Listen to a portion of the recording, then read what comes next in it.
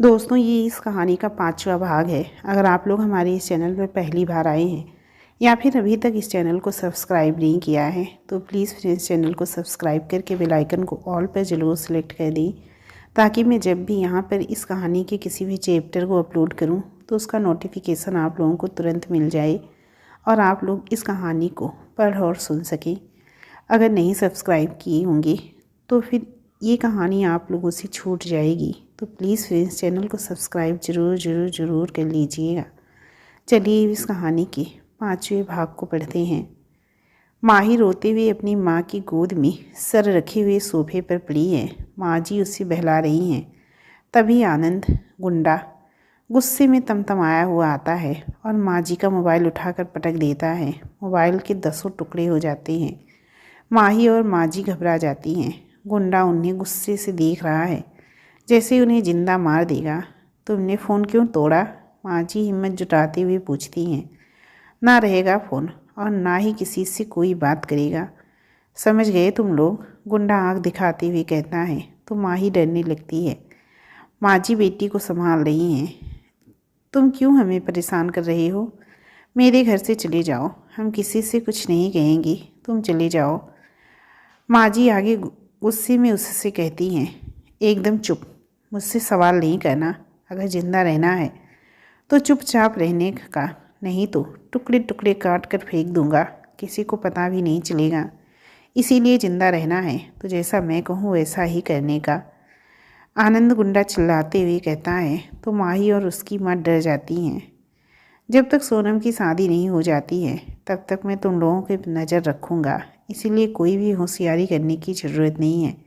मैं किसी पे रहम नहीं करूँगा, बहुत बुरी तरह से मारूँगा, इसीलिए चुपचाप रहने का, कोई होशियारी नहीं करने का। गुंडा आगे धमकाते हुए कहता है। तो माँ ही डरी हुई रो रही है। माँ जी भी डरी हुई बेटी को संभाल रही हैं। उनका छोटा बेटा दरवाजे पे दुबका सब देख सुन रहा है, पर वो बच्चा है, कुछ भी नहीं कर सकता है। एक बियर बार के बाहर कपल्स आ जा रहे हैं। अथर्व बार में बैठा ड्रिंक कर रहा है। उसके साथ माही का बॉयफ्रेंड रिकी भी होता है। मैं माही से बहुत प्यार करता हूँ और उससे शादी भी करना चाहता हूँ, लेकिन माही माही का कहना है कि पहले वो अपने पैरों पर खड़ी होना चाहती है, अपनी पसंद की ज़िंदगी जीना चाहती है, उसके बाद ही शादी के बारे में सोचेगी। थोड़ा बेवकूफ़ है पर है क्यूट। वो मेरी जान है, हम बचपन से एक दूसरे को पसंद करती थी। रिकी ड्रिंक करते हुए माही के बारे में बताता है तो अथर्व मुस्कुरा देता है। अब उसके सिर पर कोई बोझ नहीं है, वो हल्कापन महसूस कर रहा है। मैं उसके लिए कल से बहुत परेशान था, अभी मुझे ऐसा महसूस हो रहा है जैसे कितना बड़ा बोझ मेरे सिर से उतर गया हो। नहीं तो मैं उसके बारे में सोच सोच कर परेशान हो रहा था, मेरा सर फटा जा रहा था। अथर्व ड्रिंक करते हुए रिकी से कहता है तो रिकी कुछ सोचते हुए हंस देता है, जैसे वो इसे कोई बात याद आ गई हो। सर, माही तो आपकी हमेशा बुराई ही कहती है, पर आप उतनी बुरी भी नहीं हैं। रिकी आगे हंसते हुए कहता है। अथर्व भी मुस्कुरा देता है। बॉस लोगों को सख्त होना ही पड़ता है, नहीं तो एम्प्लॉय उसका गलत फ़ायदा उठाने लगते हैं। तो मैं थोड़ा सख्त हूँ, इसमें कोई दो राय नहीं है। अथर्व आगे कहता है। सर, आपकी बातों में पॉइंट है। मेरा बॉस भी कभी नहीं हंसता है, उसे तो दिन रात अपने बिजनेस की चिंता रहती है, जैसे अपने बिजनेस को भी लेकर जाएगा। रिकी आगे नशे की हालत में बोलता है तो अथर्व अपनी आखिरी वाइन ख़त्म करता है। अच्छा, तो अब मैं चलता हूँ, तुम एक बार माही से बात करके समझाओ कि ऑफिस ज्वाइन कर ले और अपने प्रोजेक्ट को पूरा करे। अथर्व सीट छोड़ते हुए कहता है। ओके सर, मैं उससे बात करता हूँ। रिकी भी उठते हुए कहता है। थैंक्स ब्रो, तुमने मेरा सर दर्द कम कर दिया, अब मैं चलता हूँ, फिर मिलेंगे। अथर्व आगे कहते हुए रिकी से हाथ मिलाता है। ज़रूर सर, मैं माही से कहूँगा, तुम्हारे सर बहुत अच्छे हैं। तो अथर्व मुस्कुराते हुए जाने लगता है। अब उसे अच्छा महसूस हो रहा है। अगले दिन सुबह होती है। माही घर की सफाई कर रही है, छोटा भाई पढ़ाई कर रहा है। सोनम, तुम फिक्र मत करो, यहाँ मैं सब संभाल लूँगा, तुम शादी की तैयारी पे ध्यान दो और जल्दी से काम को पूरा करो। गुंडा आनंद सोफे पर पैर पसारी हुई फ़ोन पे कहता है तो माही को उस पर बहुत गुस्सा आता है, लेकिन वो उससे कुछ कह नहीं सकती है।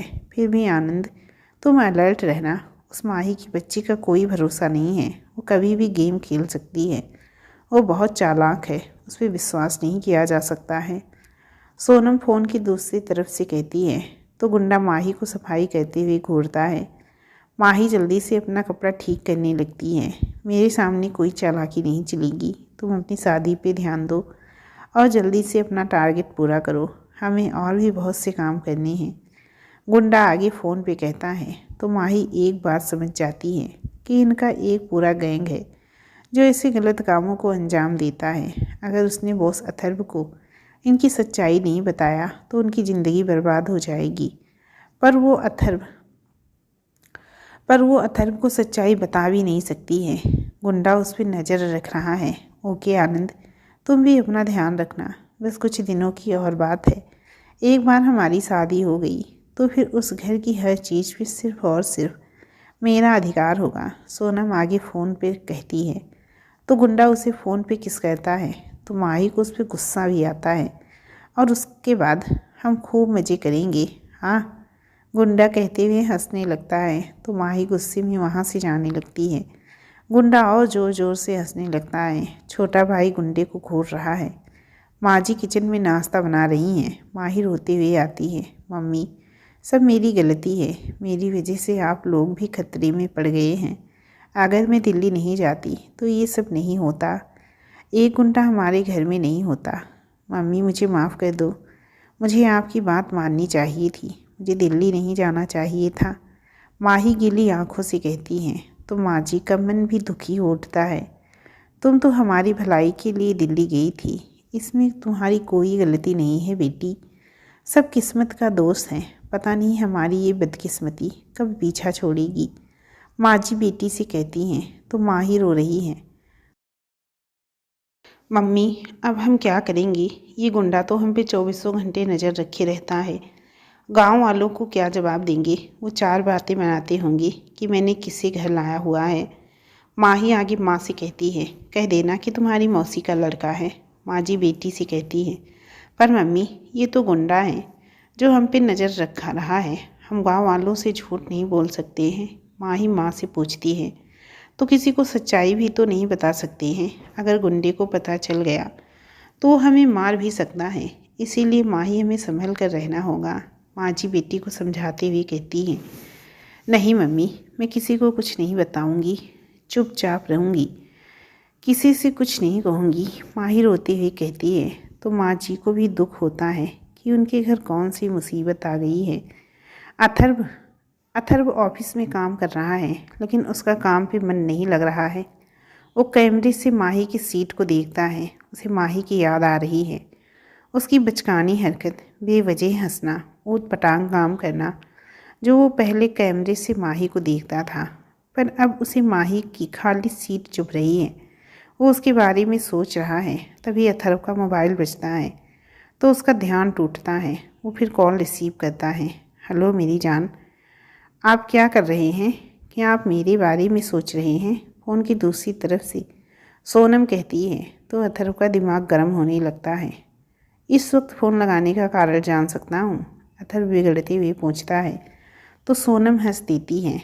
आपको पूरी दुनिया की फ़िक्र है और अपनी होने वाली पत्नी की कोई फ़िक्र नहीं है। सोनम आगे इतराते हुए कहती है तुम होने वाली हो ना, अभी हुई तो नहीं हो। अथर्व चिड़चिड़ाते हुए कहता है अब ये क्या बात है, आप तो मुझे दुखी कर रहे हैं, क्या मैं इतनी बुरी हूँ जो आपके काबिल नहीं हूँ। सोनम आगे बात बनाती हुई कहती है इतनी नौटंकी करने की ज़रूरत नहीं है और पॉइंट पे आओ कि फ़ोन क्यों किया है। अथर्व शक्तिपन से पूछता है आप तो बड़े स्मार्ट हैं, मेरे तो भाग्य ही बदल गए, कल मैं बेटू से मिलने आने वाली हूँ। सोनम आगे इतराती हुई कहती है और बेवजह हंस देती है पर क्यों, क्या काम है उससे। अथर्व फ़ोन पे पूछता है मैं अपने बेटे से मिलने आ रही हूँ, तो क्या आप मिलने नहीं देंगी। सोनम आगे चमकते हुए कहती है तो अथर्व को बिल्कुल भी नहीं भाता है, वो तुम्हारा बेटा नहीं है तो ओवर एक्टिंग करने की ज़रूरत भी नहीं है।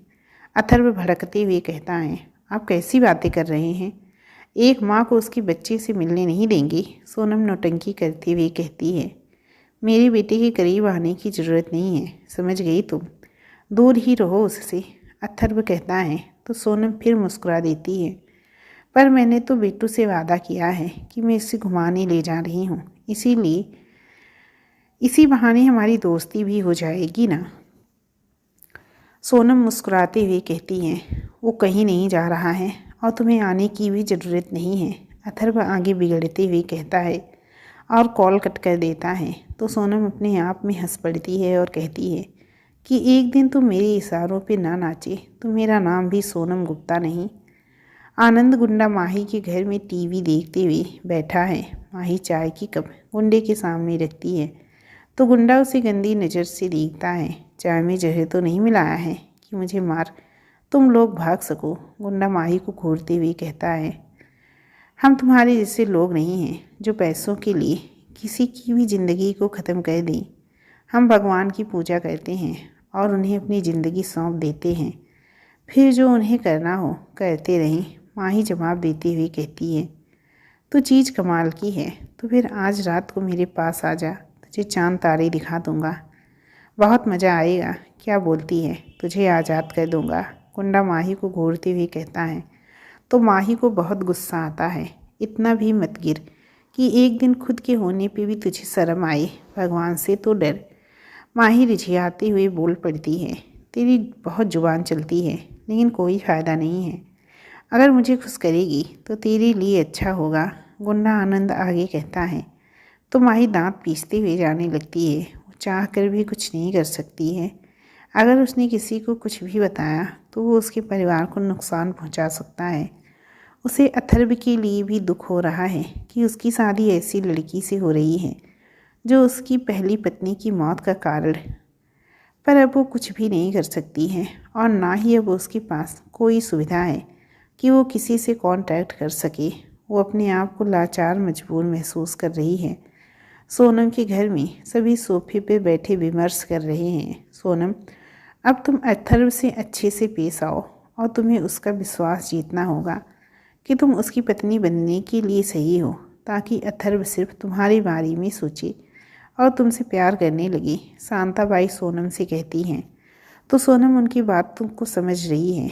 बेटी, तुम्हारी ताई ठीक कह रही हैं, अगर इस घर पे अपना राज करना है तो तुम्हें अथर्व को अपने वश में करना होगा, और वो बस में आ गया तो फिर हमें चांदी ही चांदी है।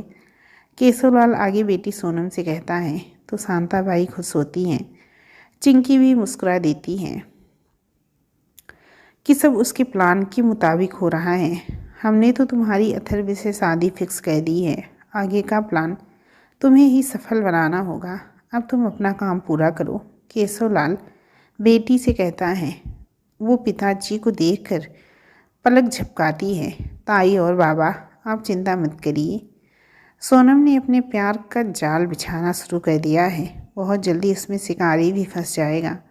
आप लोगों की वर्षों की मेहनत को मैं बेकार नहीं जाने दूंगी। अथर्व को मेरे बस में होना ही होगा, मैं उसे अपना बनाकर रहूंगी, सोनम इतराती हुई कहती है।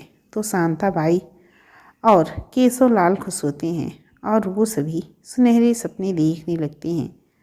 दोस्तों, इस कहानी का अंत यहीं पर करती हूँ, मतलब कि इस चैप्टर का अंत यहीं पर करती हूँ। अगर आप लोगों ने अभी तक हमारे इस चैनल को सब्सक्राइब नहीं किया है तो इस कहानी को पूरा पढ़ने, सुनने, समझने के लिए चैनल को सब्सक्राइब ज़रूर कर लें, नहीं तो इस कहानी का चैप्टर आप लोगों से छूट जाएगा। तो प्लीज़ फ्रेंड्स, चैनल को सब्सक्राइब ज़रूर कर लीजिएगा और उसके बगल में बनी घंटी के आइकन को ऑल पर सेलेक्ट कर दीजिएगा। चलिए मिलती हूँ इस कहानी के अगले चैप्टर के साथ, तब तक के लिए नमस्कार।